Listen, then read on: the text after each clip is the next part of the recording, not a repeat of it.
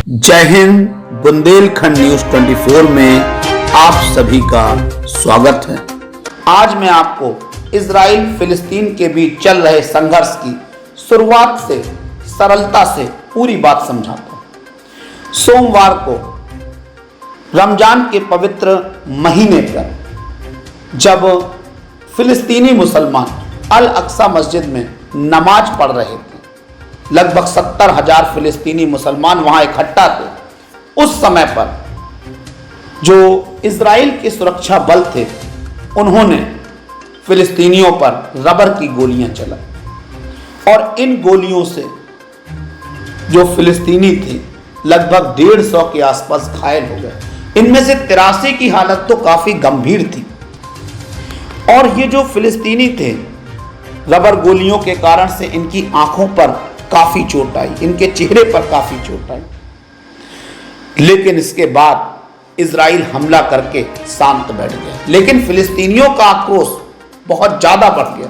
उन्हें लगा कि ये तो दमन है कि रमजान के पवित्र महीने में क्या हम अपनी मस्जिद में, जो कि पैगंबर द्वारा स्थापित की गई मस्जिद है, जो कि इस्लाम की सबसे महत्वपूर्ण 3 स्थानों में से एक मानी जाती है, क्या हम उसमें नमाज भी नहीं पढ़ सकते?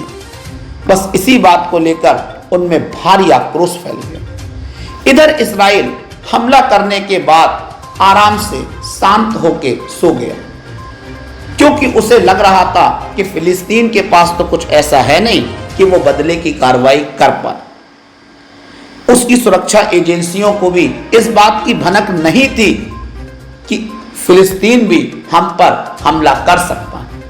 इसीलिए इस हमले के बाद सारे इजरायली खामोश हो गए, आराम से अपने कामों में व्यस्त हो गए। वहीं इस बढ़ते हुए आक्रोश के बीच फिलिस्तीन के एक संगठन हमास ने इजराइल पर 130 रॉकेट दाग दी। इजराइल का पूरा आसमान आग के गोलों से दहक उठा और उसकी कई बिल्डिंगें ध्वस्त हो गई। उस दिन इजराइल में अफरा तफरी मच गई, हाहाकार मच गया। इजराइल ने सूचना जारी कर दी, सायरन बजा दिए कि हमारे लोग जो हैं वो सब बंकर के अंदर चले गए। और इजराइल की जो जनता थी वो बंकरों में जाकर शिफ्ट हो गई। अगर आपने हमारे चैनल को अभी तक सब्सक्राइब नहीं किया है तो इसे सब्सक्राइब करें, बगल में बनी हुई घंटी जैसी आकृति को दबाएं, जिससे आप हमारा हर वीडियो सबसे जल्दी देख पाएं। अगर आपको हमारा वीडियो पसंद आए तो इसे ज्यादा से ज्यादा शेयर करें और इस वीडियो को लाइक करें।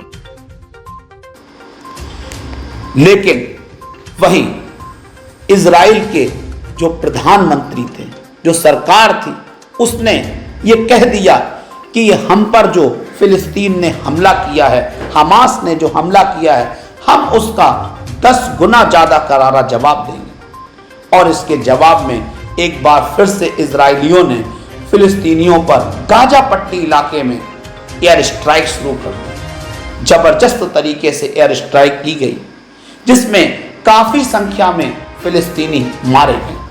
अगर आज की रिपोर्ट देखें तो लगभग 100 से ज्यादा फिलिस्तीनियों की मौत हो चुकी है। इसमें बच्चे भी हैं, महिलाएं भी हैं। और वहीं जो हमास ने कार्रवाई की है और अभी लगातार करता जा रहा है, हमास के साथ साथ कुछ एक और संगठन भी उसके साथ लगातार रॉकेट दाग रहे हैं। उसमें भी इजराइल के कुछ लोगों की मौत हो गई। इसके 7 लोगों की मौत की पुष्टि भी हो चुकी है। इजराइल ने खुद ये पुष्टि की। इस तरीके से ये संघर्ष बहुत भीषण होता जा रहा है। हमास अब तक हजारों रॉकेट इजराइल पर दाग चुका है और वहीं इजराइल भी लगातार भारी एयर स्ट्राइक कर रहा है। पूरे क्षेत्र में जबरदस्त अशांति फैल गई है। और इजराइल के अंदर एक मुद्दा और बन गया है कि इजराइल में कई क्षेत्रों में यहूदी और अरब साथ साथ बस्तियों में रहते हैं। जब इजराइल और फिलिस्तीन के बीच में इस तरीके का तनाव हुआ, हिंसक झड़प हुई, तो अपने आप ही यहूदी और अरबों के बीच में भी तनाव पैदा होने लगा और उनके बीच में भी हिंसक झड़प होने लगी और एक गृह युद्ध तरीके के हालात पैदा होने लगे।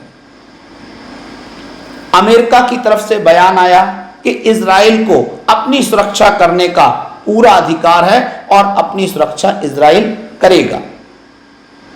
वहीं तुर्की के जो सरकार है, जो मुख्य व्यक्ति हैं जिन्हें हम अर्दोआन के नाम से जानते हैं, उन्होंने पूरे मुस्लिम देशों से अपील की कि भैया संयुक्त राष्ट्र तो कुछ ना कुछ करता ही रहता है, लगातार एडवाइजरी जारी करता रहता है, लेकिन अब हमें मिलकर एकजुटता करके इजराइल का इलाज कर देना चाहिए।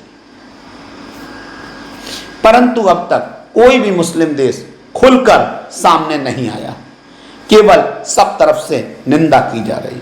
लेकिन हां, तुर्की के साथ साथ पाकिस्तान और कुछ अन्य देश जैसे ईरान इसमें सामने आ रहे हैं।